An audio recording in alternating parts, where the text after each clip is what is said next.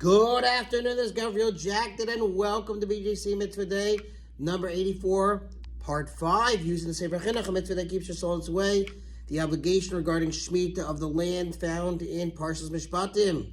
Yes, we're getting through this slowly and slowly. It's a mitzvah to learn Torah. The mitzvah is 613.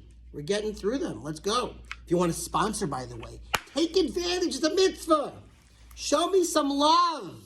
36 is a bargain. A bargain. I should be charging $3,600. But 36 just for you. My followers, my lovely, wonderful students. Mwah!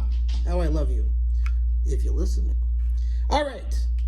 This mitzvah applies to men and women, but only in Eretz Yisrael, the land of Israel. And under biblical law, it applies only at the time that the majority of the Jews are living there. As it is stated regarding this mitzvah in Leviticus, when you come into the land that I give you, the land shall observe a Shabbos rest for Hashem. Rabbinically, however, this mitzvah is applicable even nowadays when the majority of Jews do not live in Eretz Yisrael, but it is applicable only in the land of Israel. Interesting. I wonder, we're getting close, if not there already.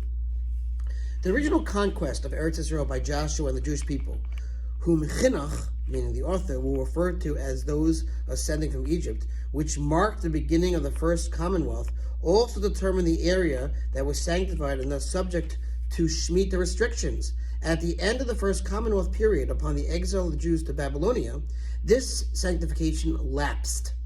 The returnees from the Babylonian exile under the leadership of Ezra at the start of the Second Commonwealth reinstated the sanctification for the region under their control. And this is from the Rambam, Maimonides. That region, however, was smaller than the region that was originally sanctified by those ascending from Egypt. Consequently, the land of Eretz Yisrael proper is said to be divided into two distinct regions. One, the larger area that had been controlled by those ascending from Egypt, and two, the smaller area within that larger area that was controlled by those ascending from Babylonia. These areas have distinct laws with regard to Shemitah observance, as Chinuch now explains. Any place that those ascending from Babylonia took possession of upon their return from the Babylonian exile, extending up to Keziv, but not including Keziv, are all included in the prohibition to work the land. All aftergrowth that sprouts there is prohibited for consumption. For those who returned from Babylonia sanctified those places of which they took possession for all time into the future. Those places that were taken into possession by those ascending from Egypt, but not by those ascending from Babylonia, which are from Keziv to the river and until Amanah, even though they are rabbinically forbidden nowadays to be worked on in the 7th year, for the sages were stringent with regard to them by forbidding such work. Nevertheless, the aftergrowth that sprouts there is permitted for consumption, insofar as those areas were not sanctified by those ascending from Babylonia. Those places that are from the river and Amanah and beyond were never sanctified and are permitted to be worked.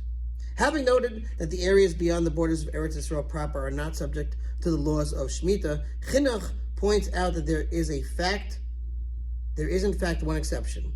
As for the region of Syria, which is among the areas conquered by King David before all of Eretz Yisrael had been conquered, which our sages of blessed memory call an individual conquest, such land is not considered part of the borders of Eretz Yisrael proper.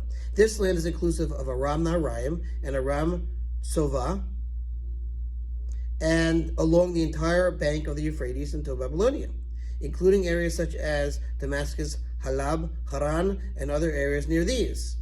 Even though the laws of Shemitah do not apply to them biblically, our sages nevertheless decreed regarding the areas mentioned that those places are forbidden to be worked, similar to the lands of Eretz Yisrael, or similar to lands in Eretz Yisrael. However, Ammon, Moab, Egypt, and Shinar, even though they are subject to tithing, produce that grows there must be tithed, nevertheless the laws of the 7th year do not apply to those regions. All the more so the laws of the 7th year do not apply to other areas outside the land of Israel that are not even subject to the laws of tithing. Having described the areas where the laws of Shemitah apply, Chinuch addresses the consequences of a transgression in the home stretch.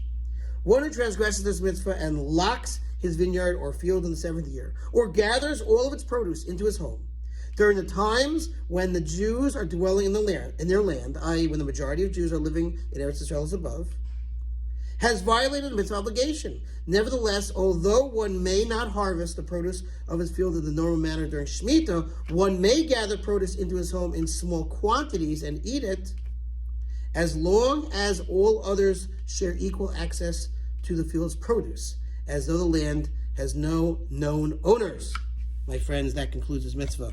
I know I went a little over time. That was mitzvah 84. Thanks for listening to Sponsor Mitzvah 36 minutes of the gold. We'll see you tomorrow.